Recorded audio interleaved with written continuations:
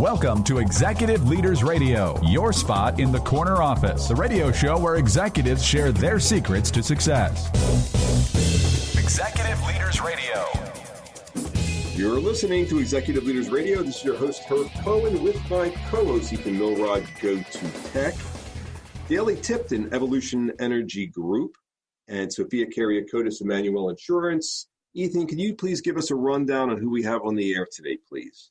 Sure, Herb. We have a great show ahead, including Bruce Marable, co-founder and CEO, Employee Cycle, Michael Daley, co-president and CEO, OrthogenRx, Cass Rowland, owner, Big Boyze Barbecue Sauce, and George Lama, president, Eisenhower Fellowships. Let's get to know our first guest, Bruce Marable, co-founder and CEO of Employee Cycle. Bruce, what is Employee Cycle? What are you guys doing? We're an HR analytics dashboard helping HR leaders bring all together their disconnected people data so they can view, track, share, and analyze all their HR data in one place. Uh-huh. And whose idea was this business? It was mine. Uh-huh. Okie dokie. And where are you from originally? Southwest Philadelphia. Is that a fancy-dancy neighborhood? Anything but. Okay. How many brothers and sisters do you have, and where are you in the pecking order? Grew up oldest of three, brother and sister. Oldest of three. And how young were you when you were coming up with business ideas? Probably in middle school. Uh-huh. Give us an idea of some of the ideas that you came up with.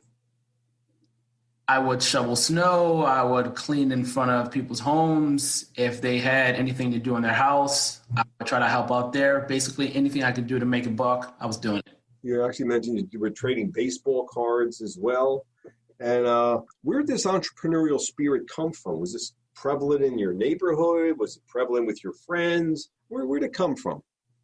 It really came down to me just wanting to make as much money as possible growing up in a low-income neighborhood. And part of it also came from hearing from my grandma how she used to work in homes and clean homes of people who were well off and making a good living. And so once I learned more about their backgrounds, I knew that's what I needed to do something similar to really be able to make as much money as possible.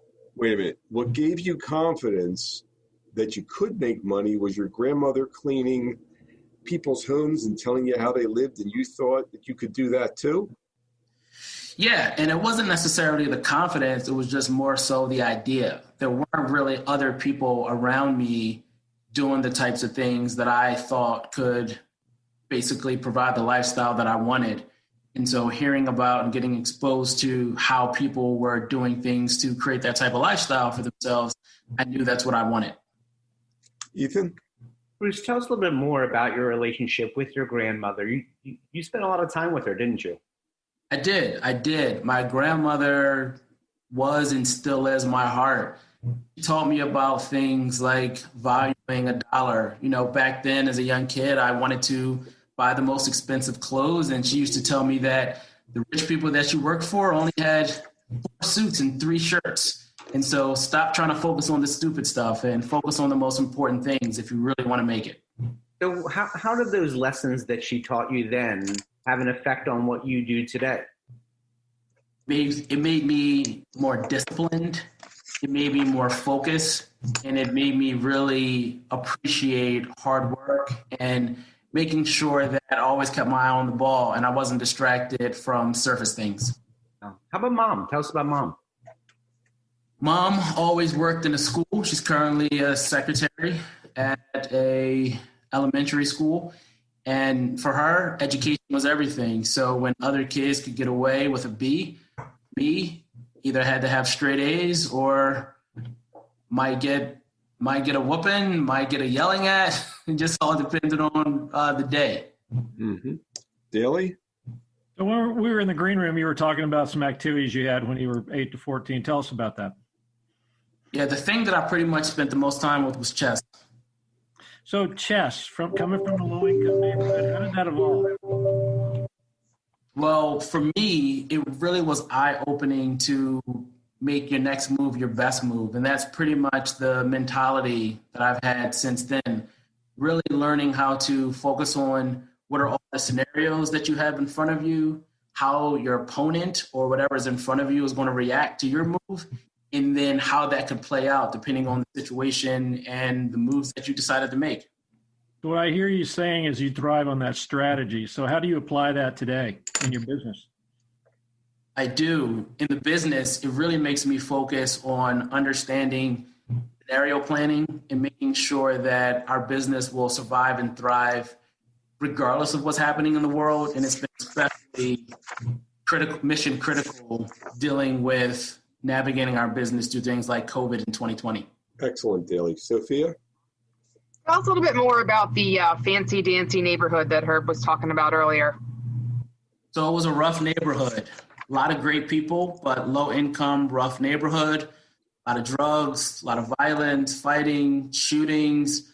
But at the end of the day, it really made me who I am, and I learned a lot from the people that I grew up with. Tell me more about the people that you grew up with and how you felt that you could rise above a lot of the issues that were going on in your neighborhood. Well, growing up in the type of neighborhood where I grew up, it really forced you to understand, who's who, what's what, really make you trust your gut and your instincts. And it ultimately forces you to get in touch with who you are, follow your own instincts, and not try to fit in with everyone just because you think that that's the cool thing to do. How do you think that you rose above all of the issues that were there? How do you think that, you were so lucky and blessed to make such a success of yourself given the environment? Blessed is definitely a great word. I mean, I give, a lot of praise to God for really helping me navigate through all of that. In regards to my family structure, I like to say that I grew up in the hood, but I didn't grow up hood. And so the family structure that I had from my mom and my grandmom in regards to be home when it's dark out or when the lights come on, don't go too far from the house, don't play in the street at a young age, that discipline really allowed me to focus and ultimately stay out of a lot of trouble. You just said something a little bit earlier, Herb, if you want to go. Please. About your trusting your first instinct.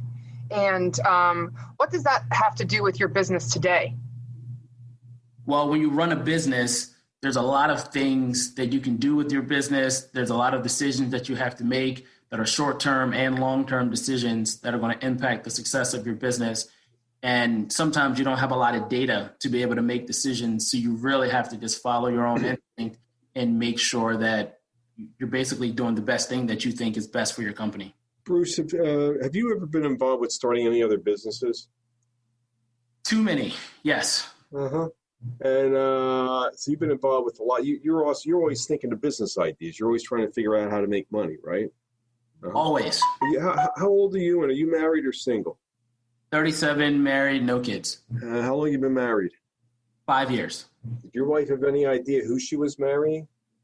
Absolutely. That was definitely a part of the conversation when we first got together. What are you talking about? What do you mean? Well, she knew that the person that she was marrying is a crazy person that will put everything on the line, become as successful as possible.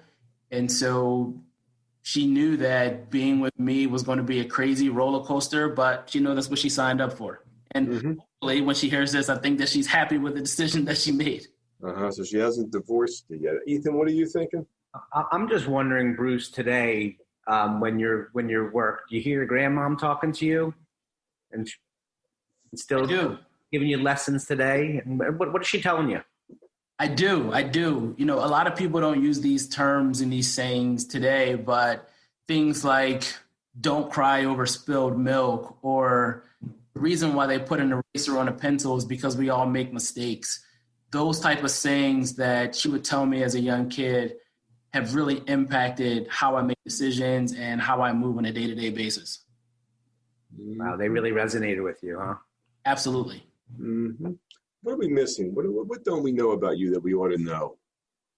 Sounds like you've got a real heart. Sounds like even though you're coming up with constant business ideas, sounds like you really come from heart. Am I mistaken about that? No, I do have a big heart. One of the things that I really care about is to help as many people like myself who grew up in similar situations in similar neighborhoods to be able to get exposed. being able to go to and be fortunate enough to go to magnet schools for middle school and high school really exposed me to a totally different way of living than what I was used to from growing up. So how other people were living and providing that exposure to people like me is really something that I would like to do for the rest of my life. What's the website address for Employee Cycle? EmployeeCycle.com. We've been speaking with Bruce Marable, co-founder and CEO of Employee Cycle here on Executive Leaders Radio. Don't forget to visit our website, executiveleadersradio.com, to learn more about our executive leaders. And we'll be back in a moment right after this quick break. Please don't go away. We'll be right back. Recognize your deserving business advisors on our nation's leading Business with Heart radio show, Executive Leaders Radio. Yes, you can recognize your deserving business advisors on our nation's leading Business with Heart radio show, executiveleadersradio.com. Simply visit executiveleadersradio.com, securely enter their info, and we'll reach out to spotlight your deserving business advisors on our nation's leading Business with Heart radio show, executiveleadersradio.com. Don't wait. This radio and online social media and search engine exposure is quite valuable. Yes, this radio and online social media and search engine exposure is quite valuable to your business advisors who deserve to be recognized. Visit executiveleadersradio.com now to nominate your deserving business advisors for free exposure.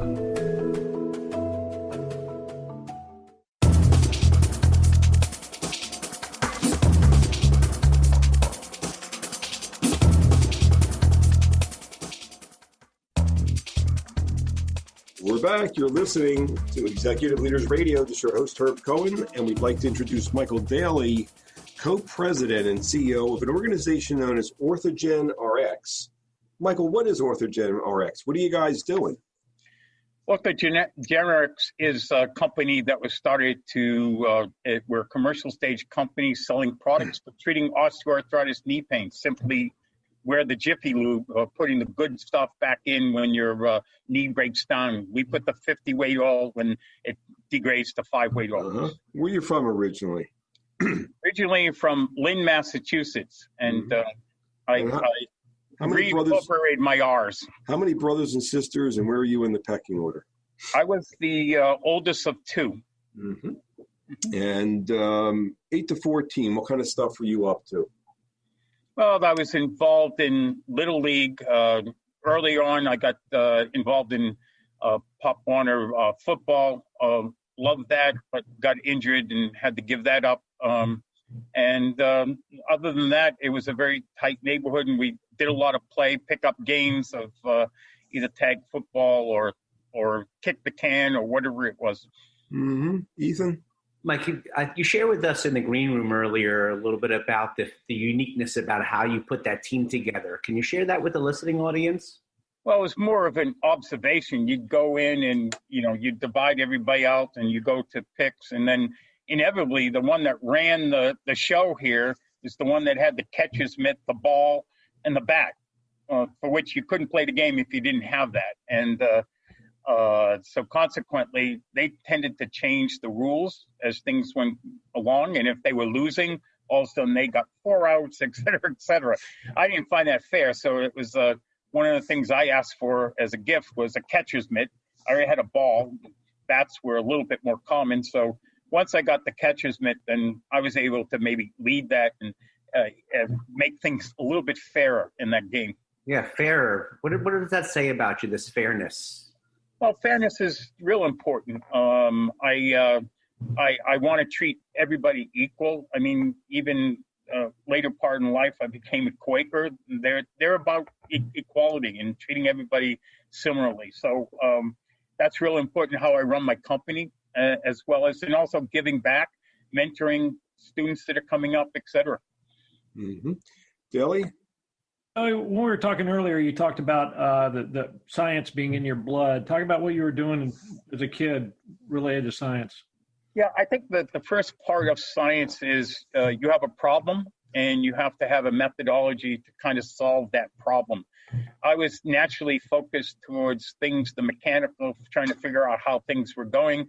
And then as I'd be outside and find snakes or frogs or whatever it is, I'd be observing them. Or if they were found, shall we say, not moving, I would start to maybe sometimes dissect them to figure out what was inside. So that was intriguing. You take the animals apart? So tell us a little, didn't you mention also that you were involved with exploring your toys as well? Yeah, it was everything to try to figure out, again, problem solving, to understand, have a basic understanding of how things work was real important to me. So you'd inevitably, start to pull apart toys that were try to figure out mechanically how things connect and how things work together. So that was rather... So whether it was dissecting animals or taking apart your toys, you like to figure out how things work. Well, what's that have to do with what you do for a living? Well, first of all, you have to identify the problem. And then treating everybody else, you have a team, you apply those teams and you find solutions. So, my team is constantly pivoting, and you can't pivot without a team in place. Okay. And that's really, really important. Yep. Sophia, what do you think? Mike, in the green room, you told us a little bit about the death of an older sibling. Can you tell us how that shaped your life and your family life? Yeah. Well, I think it was pretty influence or dramatic on my mother especially. And it came to later on, I found out he died of a staph infection. And that also kind of inspired me, because staph infections now, he would have lived with the antibiotics that were in general. But back in the late 40s, that wasn't going to happen, and that's how he died. So it was, I was kind of like a favorite of my mother, I think. Don't let my sister hear this, please. But anyway, I was kind of a favorite because she had lost a son, and I was then the next born for a son. So I think there was a connection there on that basis. And again, the reason he died, I just found absolutely sad. And I think that also kind of inspired me to stay in the medical field. You have a really deep humanity, empathy to you, don't you, Michael? Yeah, I did. For the last 8 weeks, I've been driving to a commercial egg farm and brought over 36,000 eggs to the families of Trenton to distribute them because of the COVID. So I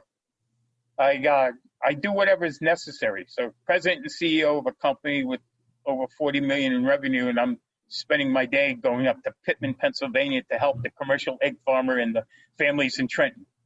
What I understand that. How young were you when you started this business, by the way? I consider myself very young. A tender age of 62, I started this company, and given my wife's modus operandi, I was rather impressed that she was able to support me, because early on, all I was successful at doing was changing my 401k into a 101k. And that's pretty scary when you're coming up to the age of retirement of almost 65, coming up to that, and you're deploying or depleting your retirement funds. So wait a minute, how old are you now? October 4th, I will be 70 years old. So So wait a minute. So you're running a business doing 40 million a year. You could retire if you wanted to, couldn't you? Well, with a private company, it's pretty much difficult to retire. I own a good percentage of it. Yeah, but the point is, it sounds to me like you like working, don't you? I love working, but maybe I don't love working as much as I have to work. So retirement to me would be a 40-hour week. Daley, what other questions you got for me? Oh, you talked to us about getting involved in science, and there was in school, I think in high school, you talked about really getting engaged. Tell us about that. Yeah, so one of the biggest influences in my interest, specifically in biology, I was interested in science and engineering, but focusing on biology, was a high school teacher. His name was Charles Lundgren, that got me inspired. He was a pretty tough teacher, but I just loved it, and also that was my first introduction into scientific practices and approaches to solving problems. And that's why I went on to major as a biology major. It was primarily through his influence. So what is he in your head when you run your business today? What did he teach you? No, not really. I mean, periodically does. He's in my head. I run a program also at the local high school to stimulate kids and interest in science, technology, engineering, and math. And he does come back to that because that's kind of giving back and mentoring kids' interest in science. So that's when he comes up. And when I'm running my company, I have to deal with orthopedic surgeons, and oh my God. So you were 62 and you went ahead and cashed in your 401k retirement program and took a big risk to start this business. And so it sounds like you're pretty driven. On the other hand, you mentioned for the last couple of weeks you've been picking up and delivering eggs because you got a real giving back side too. Mm-hmm. I'm wondering, in terms of your building this business, how does this empathy play into your building the business? Well, I think my team understands, and my investors. I remember when I took my first check from an investor, I did that analogy as it was almost like when my daughter was born, that kind of obligation. And I'm also committed to my team. And I think they all understand it because at this point in time, I can tell you if I put $400,000 into this company at this stage, I've got that covered right at the moment. So that's how it is. So I'm in it and I'm dedicated. I'm doing what I do for my team and my investors. And what's the website address for this organization known as OrthogenRx? Yeah, OrthogenRx.com, and we also have a product website, GenVisc850.com. We've been speaking with Michael Daley, co-president and CEO of OrthogenRx. Don't forget to visit our website. It's executiveleadersradio.com to learn more about our executive leaders. We'll be back in a moment right after this break. Don't go away.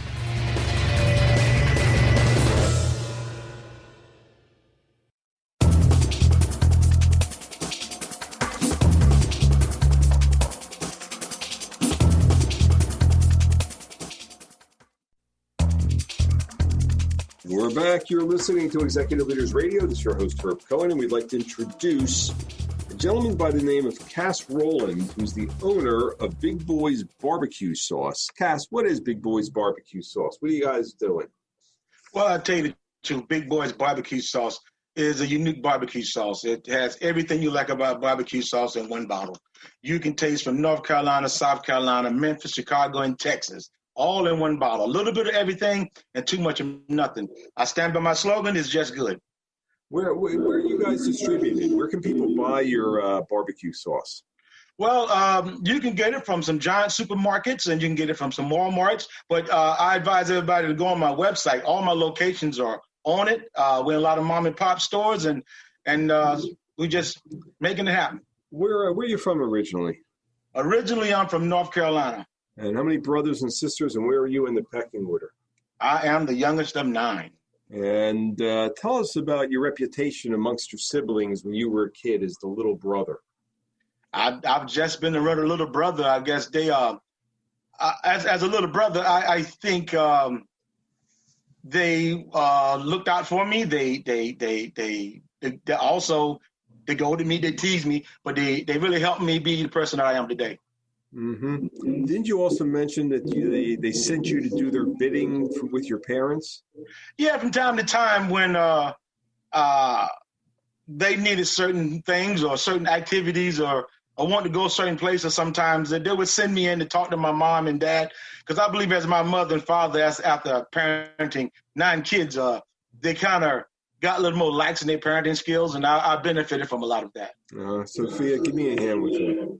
Sure. You said you were the front person previously for those 9 kids when your parents, when you wanted to ask something for your parents. How does that translate into your sales and business acumen?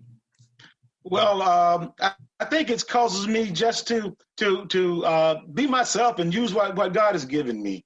He has caused me to be able to express myself and be honest, and I think that helps me a lot with business. I think that causes people to I say drop their guard, not say drop the guard, but have a more of a trusting experience with me when I meet people, because I'm just me. So you just mentioned God and your faith, which is very important, I'm sure, to you. Can you expand on, number 1, how that faith was instilled in you, and number 2, how that faith is showing itself in your business practices? From a young kid, I was always taught to, first honor God first. Honor God. God is first in my life. I'm an ordained minister. I associate minister of a church in the area. But I believe the fact that you just love people and treat people the way you want to be treated, I think that is a basic fundamental for success.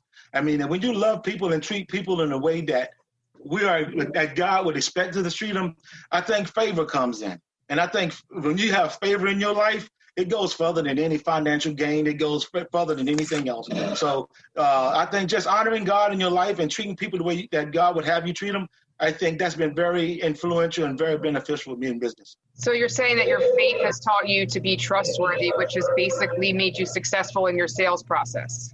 Exactly. And always do what I know and feel in my heart is right. You know, that's the key. That's the key to success, because when you start playing games or telling things untruth, it's always going to come to the surface, and it's going to burn you. It's going to ruin your credibility. It's going to cause you to be, hey, that guy that oversold and underdelivered. People first, money second. Yes. Ethan? Pass, you said something earlier to us that really caught our attention. I think it was never met a stranger. Where'd you learn that? What does that mean to you? Well, that's just a saying that I heard coming up a lot. And I look at it as I look at everybody as my brother and my sister, someone that I'll call to be careful and love and not judge, use judgment in many cases, but not judge, and treat people with the love and kindness and respect that we are expected to do as human beings. Now, if our listening audience saw you today, they would just see this genuinity coming from you. Where did you get this genuinity from, and how does that show up for you today at Big Boyze Barbecue Sauce? Well, I think they'll see, because they'll see that I genuinely love people, and I like to engage people. I like to when I'm doing demos or demonstration, having people taste and sample my products, I like to get a response. I like to tell them about my product. I like to see them get engaged, and I think they kind of feel comfortable with me when I do that. Yeah, but there's something more than just the sauce. It's you coming through it, right? Yes, it's me. I have to be me. I can't be nobody but myself. And I love me. I love you. And you know, we all come from different areas. We all came even to this country on different ships. But right now, we're all in the same boat. So we got to learn to love and row together. Are we going to just go in circles? We're not going anywhere. And I also believe that your network, the people you deal with, the people you associate with, the people you care for and provide for, your network is your net worth. That's your net worth. The people that you network with and how you treat them, that's your value. And that's where your favor comes in, that God honors you. Where'd you get that from? Where'd that wisdom come from? It just came on me just now, brother. I don't think so. Daley, give me a hand with him, please. So let's talk about I grew up in the South, so tell me about what it was like growing up in a small town in North Carolina. What were you doing? Oh man, as a young kid, like I said, we played sports. We did a lot of. I don't see it now. I live in the North, but in the South, we did a lot of foraging. Man, we go in the woods and pick wild pears and apples and grapes and stuff like that. But as a kid, my father always instilled in me, you got to do some work. Nothing in this world gonna come to you for free. And he always told me, if you ain't willing to work for what you want, you don't want it bad enough. So I think that caused me to be more of an entrepreneur. My father used to be a what we call a harvester. And he also worked a regular full-time job, but on weekends and some evenings, he would go out and catch fish and clams and crabs and have me, as a young kid, to go out and go to people's houses and sell the fish and sell the crabs, and I would bring it back home to him. He would have me sometimes go to the wealthier neighborhood, and I would go and stack their firewood and clean their yards, and I would make extra money that way. So Let's talk about those fish. How'd you get around? He'd catch the fish. What did you do? How old were you? I was maybe 13, I'm guessing 14. He would come home, and the fish would be all packed up. He would throw me the keys to the truck, and they said, get rid of them. And so I go out, and I pedal them. I drive the truck around, and and in the South, where I'm from, you got to pack a lunch and go to the mailbox. So it ain't like it's a lot going on around there. So I would drive the truck, and go to different houses, and I'd come home and I would give him the money I sold. He'd peel me off some of the money and throw it back at me, and all was good. How did that make you feel when you had that success? When you come back home with that wad of money? Man, it made me feel like the man.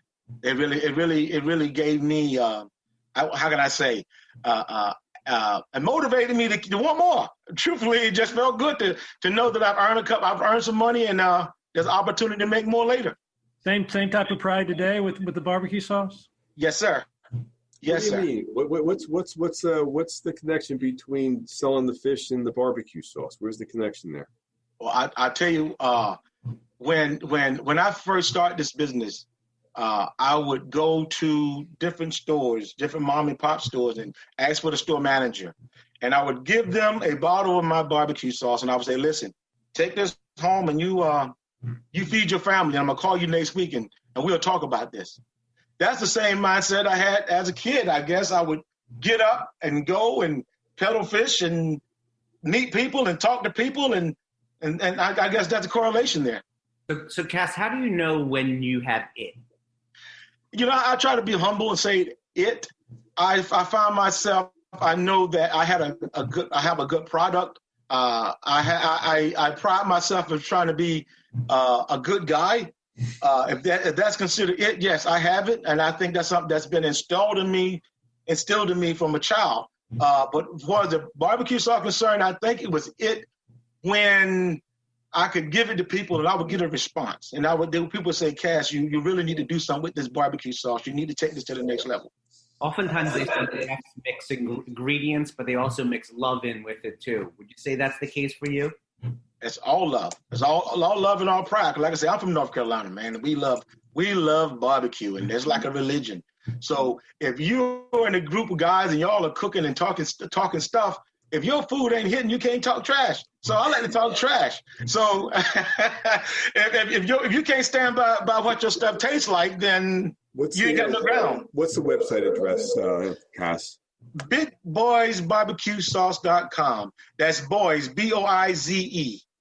BigBoyzeBBQSauce.com. We've been speaking with Cass Rowland, owner of Big Boyze Barbecue Sauce, here on Executive Leaders Radio. Back in a moment, right after this break.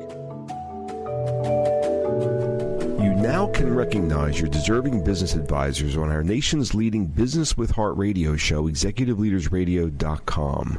Yes, you can recognize your deserving business advisors on our nation's leading Business with Heart radio show, ExecutiveLeadersRadio.com. Simply visit ExecutiveLeadersRadio.com, securely enter their info, and we'll reach out to spotlight your deserving business advisors on our nation's leading Business with Heart radio show, ExecutiveLeadersRadio.com. Don't wait. This radio and online social media and search engine exposure is quite valuable to your advisors. Yes, this radio and online social media exposure is free and quite valuable to your business advisors who deserve to be recognized. Visit ExecutiveLeadersRadio.com now to nominate your deserving business advisors.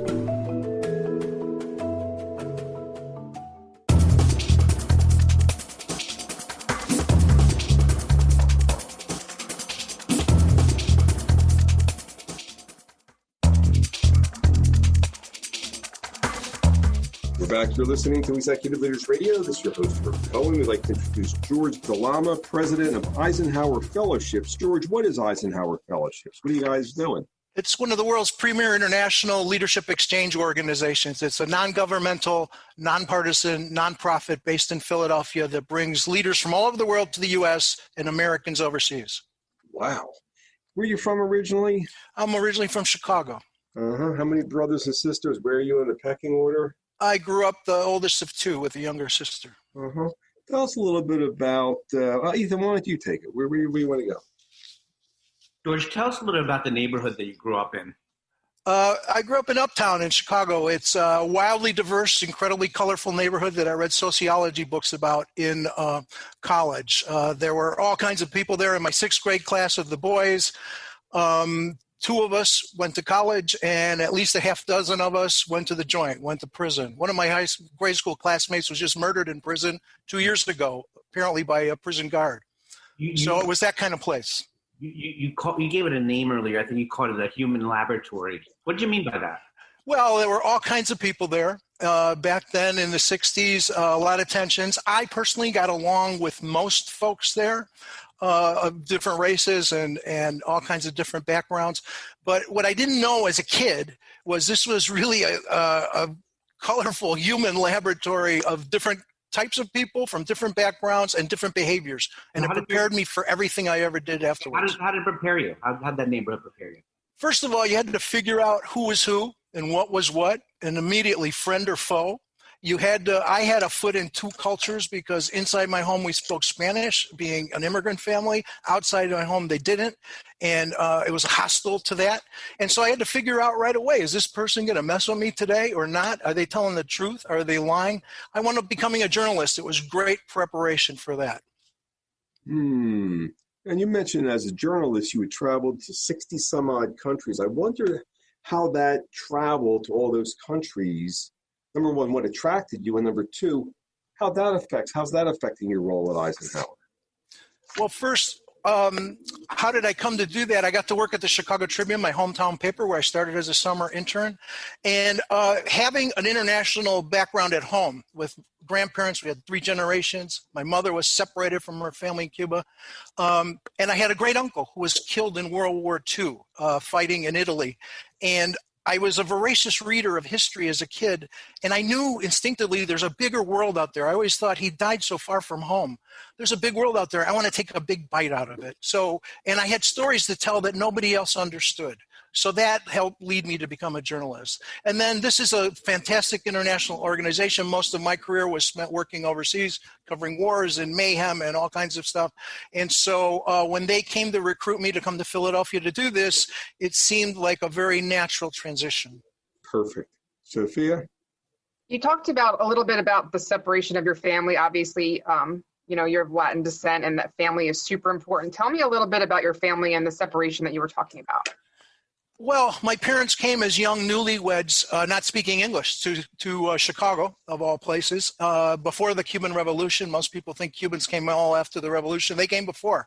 And they were separated from their families once the revolution happened. So my mother never saw her father again after a visit there in 1960. He died. She never got to see him again. She never saw her mother again for 20 years until she got to visit my grandmother 20 years later. My grandparents came and they had walked away, left everything, their lifetimes, their homeland. So I grew up in our home in a world of hurt, which was a very special hurt that I couldn't explain to anybody outside the front door and that nobody understood or cared about. And so all of that was part of my formation. And as a journalist, you spend a lot of your time dealing with people who are hurting of all kinds. And so the other thing in my neighborhood, I learned how to talk to everybody. I wound up talking to presidents. I met kings, the Pope, and I could talk to street kids in Brazil. So that was all part of it. How do you think that ties into your current position in the Eisenhower? Well, thanks for asking. I mean, this is an extraordinary organization. It's been around a long time. I've only been here for the last 6 years. They've been around since 1953. It was a present to President Eisenhower for his birthday, his first year in the White House. This organization connects leaders and empowers leaders from all fields from all over the world. And so this separation that my family felt from their homeland, which led me to want to go see the world they were talking about, naturally pretty much led me here in that what we do is we connect leaders to drive impact to better our societies. Daley, what are you thinking? Now let's dial back a little bit to when you were a kid. Obviously, you had some influences, a lot of influences at home, a lot of things going on. You talked to us about a very special influence. You want to share that with us? Well, my dad played ball in Cuba, and he was amateur, but he grew up playing with a lot of guys who wound up making it to the big leagues. So when I was a little kid, I was really blessed. We grew up 12 blocks from Wrigley Field, and when the National League teams would come to town or the American League teams, they would come to our house, all the Latin players, starting with the Cuban players, but then the others, the Puerto Ricans, the Dominicans, the Venezuelans, for a home-cooked meal because these guys live on the road in hotels. So I grew up with a lot of these guys were like my second fathers. One of them, Tony Taylor, played for the Phillies. He just passed away last month. He knew me since my mother was pregnant with me. And these guys, as a little kid who loved sports, they were like my gods, right? But they always talked to me they always were down to earth, and they talked to me like a little man, like a little adult, and it was a really great influence. What did you learn that you carry with you? Tell us about that. Well, like I said, it helped me learn how to talk to all kinds of people when I grew up. And I've dealt a lot with mentoring and dealing with young people. And I learned at a really early age that that's the way to engage young people and everybody really, to talk to people with respect and with an understanding. Everybody's got a story. And if you're curious about them, like I have always been, this is a way to learn the most out of that, so that which really enriches your life and helps you live it better. Mm-hmm. George, what is the mission of this organization known as Eisenhower Fellowships? So the mission is really basically, at its most basic, stripped away, what it's been pretty much since 1953 when it was founded. It's to enhance international understanding through direct dialogue and create a world more peaceful, prosperous, and just. That's a very broad umbrella. Eisenhower Fellows build bridges across borders and cultures, and tear down the walls that divide us. And I would say in these troubled times marked by so much division, distemper, and dysfunction, our mission is more relevant and important than ever. And tell me how your mom's influenced this whole thing. Well, my mother, we came from nowhere and we knew no one. There were never any role models for me for anything I've ever done in my life. I was the second Latino reporter ever at the Chicago Tribune. When I was managing editor, I'm the only one in their 173-year history whose name has ever been on the masthead of the paper. There were no role models for that. But at home, my mother, who was not educated like my father, when I was 5 years old, they had a conversation. How do we get out of this neighborhood? They said, in this country, you have to go to school. My mother went to night school, got her GED when I was 5 years old, kept working, worked a full-time job, raised two kids. Make a long story short, when I was 16, she got her PhD in Romance languages and taught 32 years in the Chicago City colleges. George, she taught me you could do anything. What do you think that says about the American dream and your family? That you have to go get it. And a woman can do anything a man can do, usually better. And but for me, there was no excuse. And she just said, there is no excuse for you. You're going to go to school, you're going to graduate college, and you're going to be whatever the hell you want to be. But you're not going to, where we came from was not going to determine where we were going. And I saw that up close at home. Thank God, because there were no role models outside our doors for anything that I wound up doing. And how's Eisenhower Fellowships aiding that exposure for others today? Well, Eisenhower Fellowships right now, whether it's COVID or issues of social justice during this moment of a profound reckoning with racial issues in our country, or in all kinds of other fields, because our fellows come from all fields.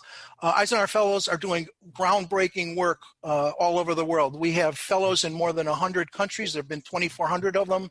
And whether it's in the United States or from South Korea to Saudi Arabia, there are women in Saudi Arabia breaking new ground to try to get rights for women. I can go on and tell you the stories. I would invite you to come to our website, efworld.org. Let me have that one more time. EF, like Eisenhower Fellowships, efworld.org. Uh-huh.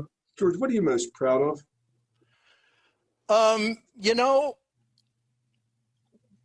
I've always been attracted to the kind of work, whether it was journalism, I worked in international development for a while, online education, or this. I've always been attracted to kind of work where if you do well, you do some good. And that is our mission. Website one more time. efworld.org. We've been speaking with George Lama, president of Eisenhower Fellowships here on Executive Leaders Radio.